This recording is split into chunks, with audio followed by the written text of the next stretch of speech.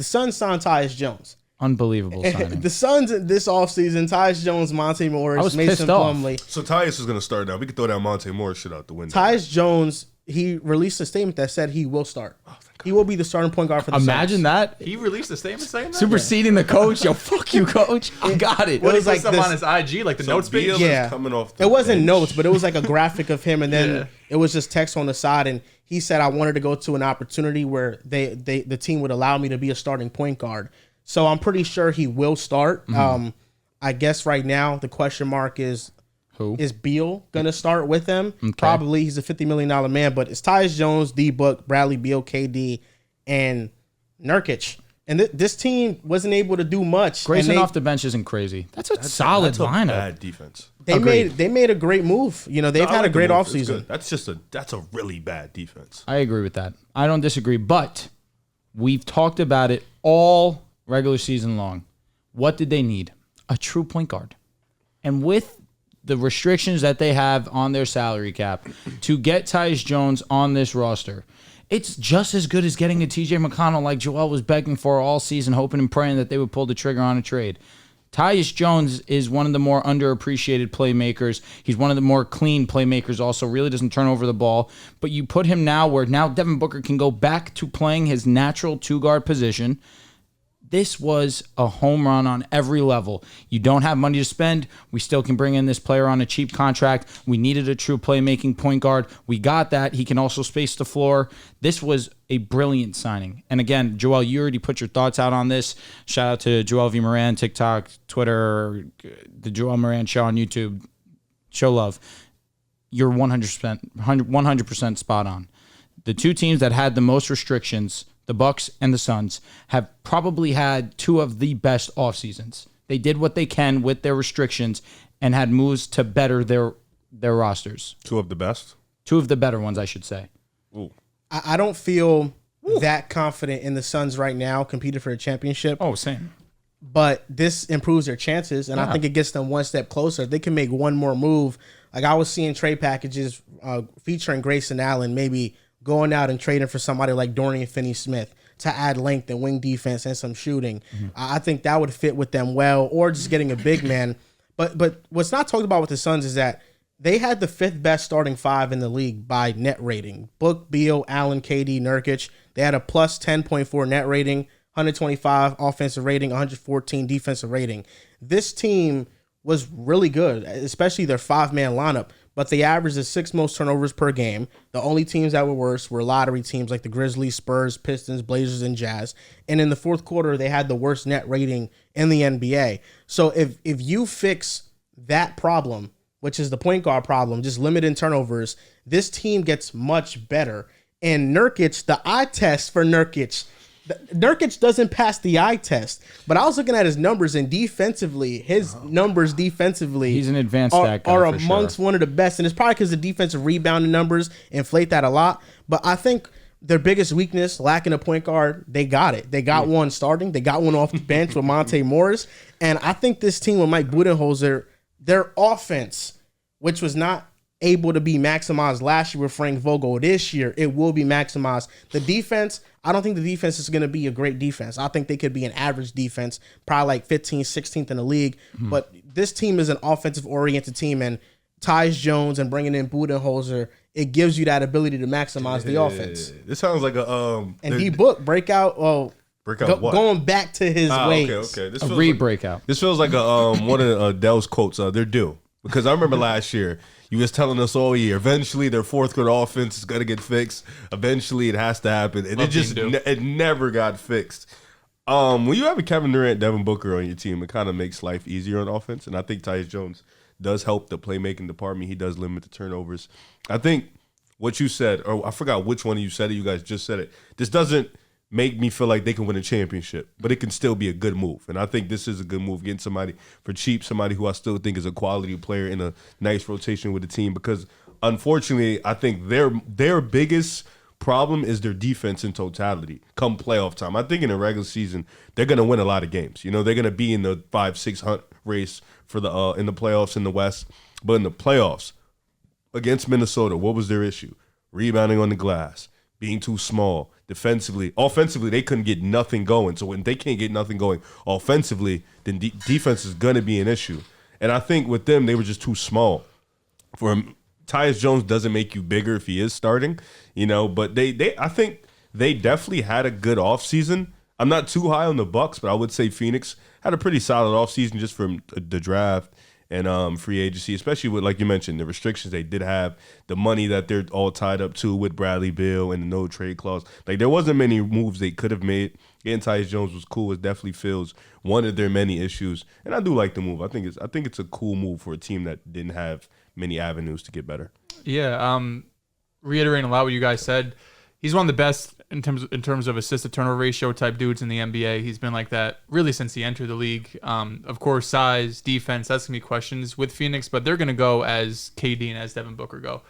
Bradley Beal fit, I think, still is a little bit odd. If he is open to coming off the bench, being a juice six man, I think that's the best option for this team, because having all three out on the court at the same time just feels a little bit redundant in some ways. Not that they all need the ball in their hands, because I think they could all play off ball, but I just think he fits better when he can be the primary ball handler on the team, or at least the secondary. When you have KD and Book out there, you're going to be third in that list. So I think it's just a more natural basketball fit for him to come off the bench, but he's also a dude who's still one of the highest paid guys in the league. This is a dude that I'm sure still thinks of himself as an all-star, all-NBA level talent, although we probably don't think that way. But you do have a new head coach coming in here. You do have Budenholzer coming in. So the expectations that you had, or what you were thinking you were going to do when Frank Vogel was the coach, might not be the same.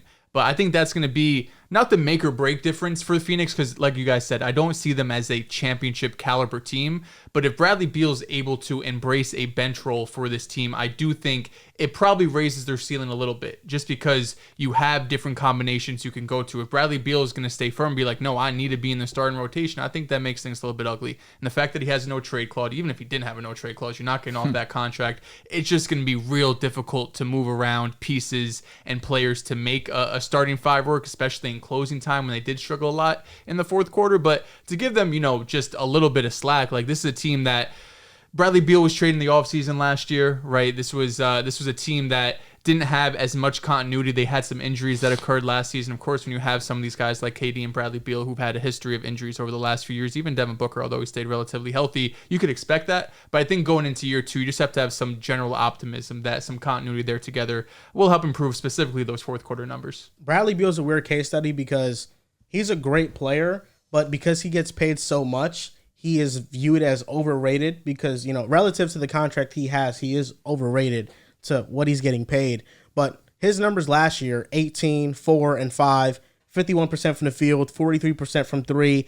If he's on a Malik Monk contract, we're looking at him and we're saying, wow, that's one of the best value deals in the league. This is such an impactful player. Who wouldn't want a player like Bradley Beal on your team? But because he gets paid so much money, and because the fit with D-Book and KD is redundant, I do think the bench role suits him more, because Tyus Jones can go into games and he can just focus on getting D-Book and KD into their spots. And they can take majority of the load starting to start off a game. It doesn't mean Bradley Beal can't close out games. He'll still be there in the closing lineup, but if Bradley Beal is able to have the ultimate freedom off the bench and then just get buckets with Monte Morris coming off the bench with him and Grayson Allen, because you probably start Royce O'Neal because he's a better defender than Grayson Allen, then that bench unit becomes one of the best in the league, and they have a 1-2 punch at all times. So I think it makes a lot of sense, but I don't see somebody that's getting paid $50 million putting their ego aside in that type of fashion. But how does it, because the problem is still going to be they're all redundant. So even if he does come off the bench and he feels comfortable in that role, now when he does close out when Kevin Durant and Devin Book, he goes back to what? The same thing he was prior? It still becomes redundant at that point. I think the difference is that if he comes off the bench, the minutes that he's coming off the bench and he's leading the unit, he just gets to do what he wants to do. He gets to have that freedom. In the closing lineups with KD and D-Book, yeah, he'll be more of a spot-up shooter, but it's better to have Bradley Beal in spurts like the Bradley Beal of old than have him for the majority of the game just be a spot-up guy and play off of KD and D-Book. I don't. It's tough to say that he would just be a spot-up guy next to KD and Book. I feel like we've seen KD really be the best of the three playing off ball, but you understand he's just, even last season, he had the ball in his hands. He's going to have a relatively high usage, but I agree. Even though he is making $50 million, there's certain times where you have to realize I need to adjust to a role if I want to succeed and have the team have the ceiling of being a championship squad. You have the money already. What's the ego? You're getting that money regardless whether you're the starter or you're the sixth man off the bench. If you're the sixth man off the bench, now you're immediately in competition for sixth man of the year. He's that caliber of a player. And again, if it helps the Phoenix Suns and their ceiling, that's the right move to make. And I understand that it's easier said than done because we know superstars in the past. The first one that comes to mind is Carmelo Anthony. He was always in that mindset of, I want to be the starter. I always want to be that number one, at worst, number two option, but I want to start. Coming off the bench is not for me. But I feel like now as we transition and we keep having those years go behind us, Bradley Beal is getting an amazing contract. If he's the sixth man, that's not a bad thing. That's a great point, Drew. Iggy made a similar point because when he was coming off the bench and then he would go into contract negotiations, a lot of front offices and teams just saw him as a bench player. And at that point, he was probably looking for like at least one more bag before he left. But Bradley Beal signed through 2027. At that point, he's going to be well into his 30s. Even if he was a starter, you're not getting another 3-4 year contract from a team. Like, you're going to get a 1 to 2 year deal, likely to be a bench player. You're more likely, even if this is even what he wants, because he's gotten so much money, I don't know if he really cares about getting another contract, but if you just want to be valued in the NBA, if you want to compete for a championship down the line, you're going to have more value if you can show a team I could come off the bench and play a role rather than say I need to be in the starting lineup because I'm Bradley Beal. If he's able to do that, his value is going to be way higher, although trade value-wise, of course, it's not going to be there, but after this contract ends or even if he wants to sign an extension with Phoenix. I think the difficult thing for him is just coming off the bench when you've proven you're an all-star is kind of a career killer because now every team just views you as a bench player, like Iguodala said. So no team is really looking at you to be a true integral part of to be fair, a team. Though, he's not going to be on another team through 2027. No one's trading for him. No, so he shouldn't really care what other teams think. If you look at the money, I mean, this year has $50 million cap hit. Next year it's $53 million. Oh, he's got a player option. Yeah, then a player option 26, 27, 57 mil. So he's locked up for the next 3 seasons. He's locked in with Phoenix. And then he's 34 years old, and at that point, I mean, there's really no shame in taking a bench role when you're 34. No, exactly. No, not at all. So I think that's probably what's best for Phoenix because especially if they make a move for like Dorian Finney-Smith, Finney-Smith makes much more sense starting with KD and D Book and Tyus than Beal does. He just is a better fit next to those I still think guys. they need a backup big, though. They do. They need someone after Nurkic. You don't like Plumlee? Dude, you got to stop. I'm asking a question. You don't like a Plum God? I watched Plum Guy for a minute. Not in the playoffs. Not bad. As a backup option, it's not bad. Regular season, he cool.